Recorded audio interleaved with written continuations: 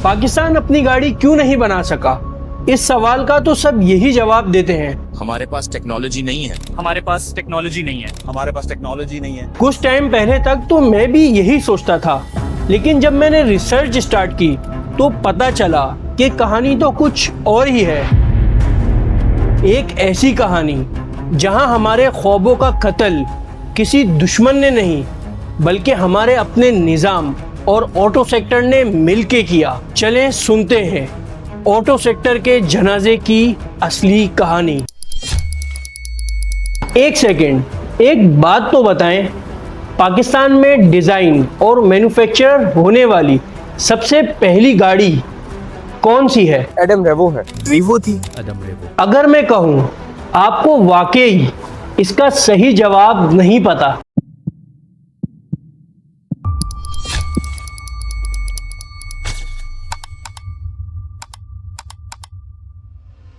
कहानी शुरू होती है फिरोज खान से, जो 2001 से पहले ऑटो पार्ट इंडस्ट्री का बहुत जाना माना नाम था। उनकी company Umar Jibran engineering Suzuki और टोयोटा को पार्ट सप्लाई करती थी, लेकिन उनका एक ही ख्वाब था, पाकिस्तान इंपोर्ट गाड़ियों पर डिपेंड ना करे। मिडिल क्लास पाकिस्तानी के लिए 100% लोकल और सस्ती कार हो, इस ख्वाब के लिए उन्होंने 2001 में आदम मोटर कंपनी की बुनियाद रखी और उन्होंने अपनी सलाहियत साबित करने के लिए 2003 में एक छोटा सा ट्रक बनाया जिसका नाम आदम जबरदस्त रखा। ये ट्रक काफी हिट हुआ, हत्ता कि पाक आर्मी ने भी इसे खरीदा। यहाँ से फिरोज खान को कार बनाने के लिए पैसा और कॉन्फिडेंस दोनों मिल गया। फिर उन्होंने कराची पोर्ट कासिम में प्लांट लगाया। इंजन और गियर बॉक्स उन्होंने चाइना से मंगवाया, लेकिन गाड़ी का पूरा फ्रेम, चेचिस, बॉडी पैनल्स और इंटीरियर पाकिस्तानी इंजीनियर ने खुद कराची में डिजाइन और मैन्युफैक्चरर किया। लेकिन एक बात मुझे काफी परेशान कर रही है,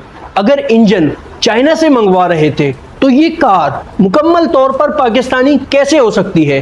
क्या हम इंजन नहीं बना सकते थे? और इस चुभते सवाल का जवाब फिरोज खान से 22 साल पहले एक दीवाने ने दे दिया था। 1980s के दौर में कराची का एक आला शख्सियत इंजीनियर खलीलुर रहमान ने फैसला किया कि हम मुकम्मल तौर पर मेड इन पाकिस्तान कार बनाएंगे। उन्होंने विनमार्क इंटरनेशनल के नाम से एक छोटी सी कंपनी बनाई और अपने बेटों के साथ मिलकर इस ख्वाब पर काम शुरू किया। आपको ये बात जानकर हैरानी होगी, जिस वर्कशॉप में ये कार डिजाइन और मैन्युफैक्चरर हो रही थी, वहां ना बिजली थी, ना पानी था और ना टेलीफोन की सहूलत थी। और आदम रीवो, जो 2005 में भी अपने इंजन चाइना से मंगवा रहा था, वहीं विंडमार्क इंटरनेशनल 1980s में अपना इंजन खुद बना रही थी। गाड़ी के इंजन के ब्लॉक्स बनाने के लिए उन्होंने मिट्टी के सांचों का इस्तेमाल किया और उन्हें भट्टी में पकाकर इंजन के पार्ट्स तैयार किए। गाड़ी का चेचिस,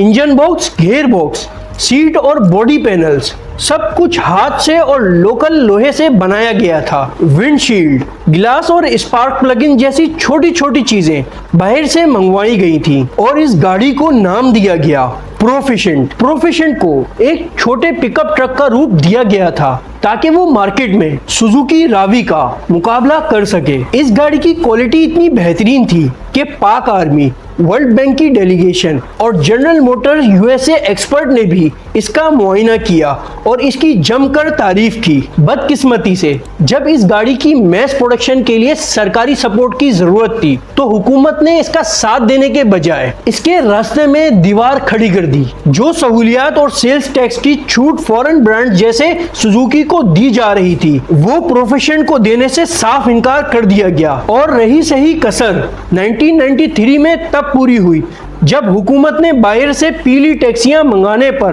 ड्यूटी खत्म कर दी। सस्ते इंपोर्टेड माल ने लोकल ब्रांड्स का गला घोट दिया। बिना किसी सरकारी सपोर्ट, फाइनेंशियल क्राइसिस और लाइसेंसिंग के मसलों की वजह से ये बेमिसाल प्रोजेक्ट डूब गया। खलीलुर रहमान पर काफी कर्ज हो चुका था और उन्हें छुपना तक पड़ा। आखिरकार 1993 में वो दिल शिकस्ता होकर इस दुनिया से रुखसत हो गए और पाकिस्तान का अपना टाटा या महिंद्रा बनने का ख्वाब उनके साथ ही दफन हो गया। लेकिन रुकिए, अगर आपको लगता है कि खलीलुर रहमान पहले थे तो हमारी बदकिस्मती की दास्तान इससे भी पुरानी है। 1967 में जब इस खित्ते में कोई सोच भी नहीं सकता था, तब कराची के एक और दीवाने इंजीनियर हमीद उमर ने एक नामुमकिन ख्वाब देखा। किसी फैक्ट्री या सरकारी फंडिंग के बगैर उन्होंने अपनी पहली कार खड़ी कर दी। 1 मिनट, क्या तुम्हें पता है उसका ढांचा किस चीज से बना था? उन्होंने इलेक्ट्रिसिटी के बड़े खंबे के लोहे को पिघलाकर